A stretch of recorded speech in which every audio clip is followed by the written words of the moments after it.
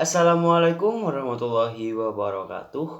Masih bersama saya Fauzi Nusyaban dari kelas Pendidikan Jasmani NPM 19219108.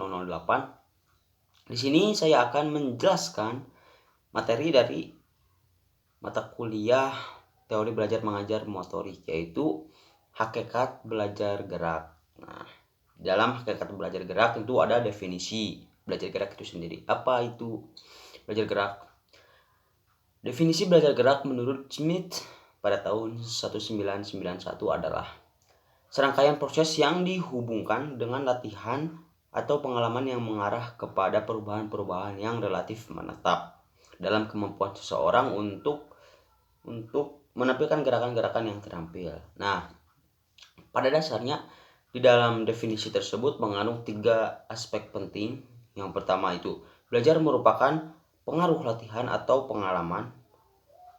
Perkembangan kemampuan memang bisa berkembang tanpa dilatih.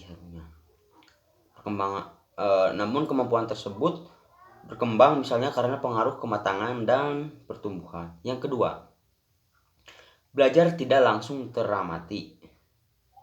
Artinya, ketika latihan berlangsung terjadi banyak perubahan dalam sistem syaraf pusat.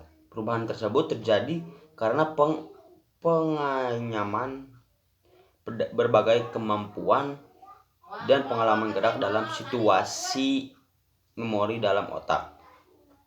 Proses inilah yang memantapkan perubahan yang terjadi agar relatif menetap. Yang ketiga, poin atau aspek penting yang ketiga yaitu perubahan yang terjadi relatif melekat.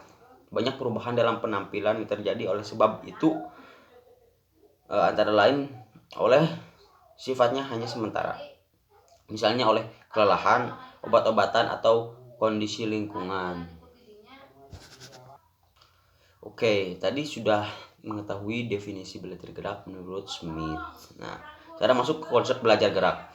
Konsep belajar pada umumnya dan belajar gerak sebagai belajar perilaku motorik pada khususnya telah dirumuskan dalam berbagai definisi oleh para ahli.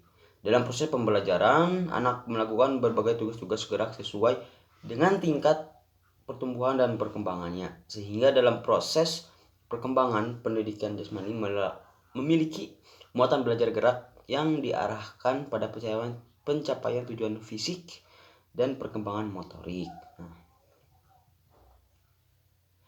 Belajar gerak secara sederhana dapat diartikan sebagai proses pembelajaran yang dilakukan secara terencana, sistematik, dan juga sistematis untuk mencapai tujuan pembelajaran yang direncanakan tentunya ya.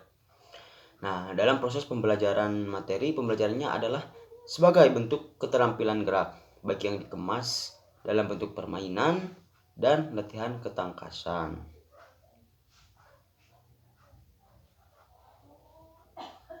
Kemudian terdapat analisis karakteristik belajar gerak yang dipaparkan oleh Smith pada tahun 1982 yang dijabarkan sebagai berikut. Yang pertama itu adalah belajar adalah sebagai proses, kemudian belajar gerak adalah hasil langsung dari latihan, belajar gerak tidak teramati secara langsung, kemudian belajar gerak menghasilkan kapasitas untuk bereaksi atau memiliki kebiasaan.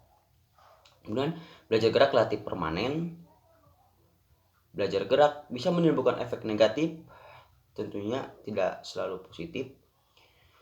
Kemudian,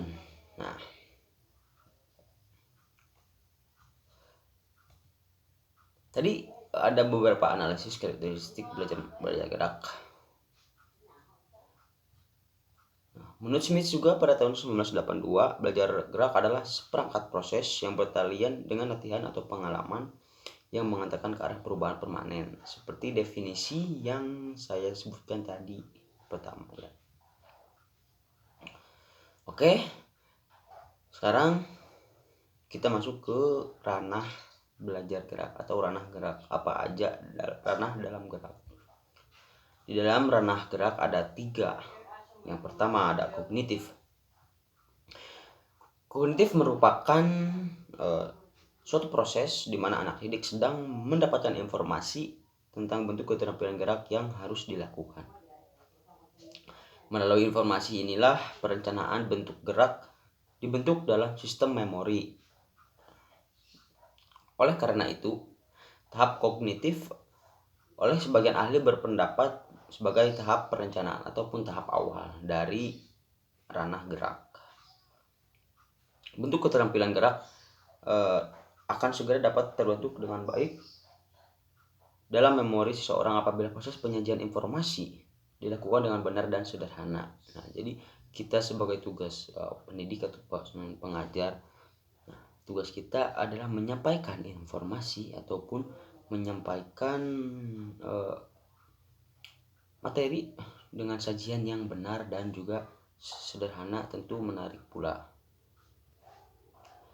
Kemudian prinsipnya makin sederhana bentuk keterampilan gerak yang dapat disajikan dengan jelas akan makin cepat pula terbentuk pola gerak yang dilakukan. Jadi sang peserta didik dapat mudah memahami apa yang kita sampaikan jika penyampaian kitanya sederhana, tidak berlibat.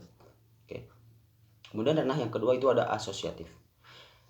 Merupakan suatu proses di mana seseorang sedang merealisasikan pola gerak yang telah terbentuk dalam sistem memorinya. Jadi asosiatif ini proses lanjutan dari kognitif. Pada saat kognitif kita menerima informasi, menerima materi. Nah, pada asosiatif ini kita mencoba melakukan informasi pada masa kognitif tersebut, pada ranah kognitif ataupun tahap kognitif ya.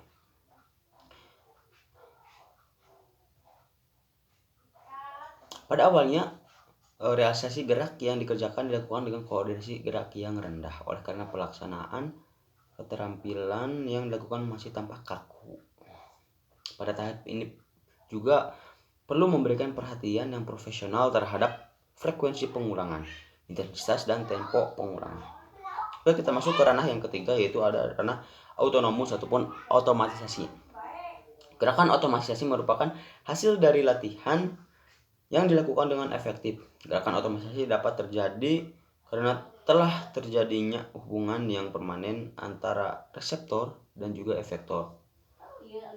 Gerakan otomatisasi dalam mekanismenya tidak lagi dikoordinasikan oleh sistem saraf pusat, melainkan pada alur singkat pada sistem saraf otonom. Jadi kita sudah otomatis bisa melakukan gerakannya tanpa koordinasi lagi dengan saraf pusat. Seperti itu hakikat dari belajar gerak. Sekian dari saya, kurang lebihnya mohon maaf. Wabillahi taufiq wal hidayah. Wassalamualaikum warahmatullahi wabarakatuh.